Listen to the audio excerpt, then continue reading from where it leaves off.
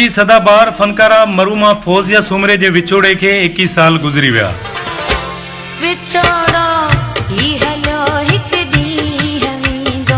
फौजिया सुमरे जो असल नालो हकीमा हो ऐं सिंध जन्म 1969 ईस्वी में थरपारकर जे गोठ वीरावा में नथू खान जे घर में थियो।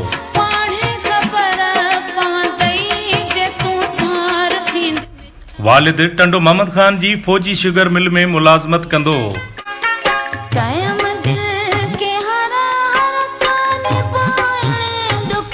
फौजिया सुमरे जो नंढपण ऐं जवानी टंडो मोहम्मद खान में गुजरी।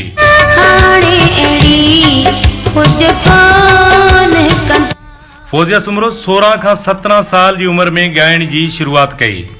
शुरुआती कलाम बेकदरा कदर न कई तमाम घणो मशहूर थियो।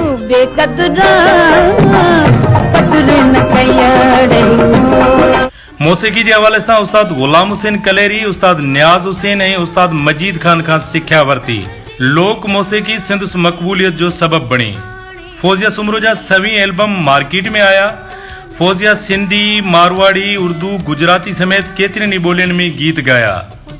सब खां वधीक शायरी बिलावल ओठो, अली मोहम्मद उडेराई, जमा खासगेली, नियाज पिताफी, मेवो फकीर, गुलाम हुसैन कलेरी समेत ॿियनि केतिरनि शाइरनि जा कलाम गाया। फौजिया सुमरो खे केतिरा ई एवार्ड पिणु मिलिया। सिंध जी भलोड़ फनकारा मरूमा फौजिया सुमरो 4 सेप्टेम्बर 2002 ते लाडाणो करे वही टंडो मोहम्मद खान जे सखी बुरान शाह कब्रिस्तान में मिट्टी मां हवाले कयो वियो। फौजिया सुमरे जे विछोड़े के 21 साल गुजरी विया आहिनि, पर सिंधुस आवाज़ अॼु बि झर झंग में गूंजे थो।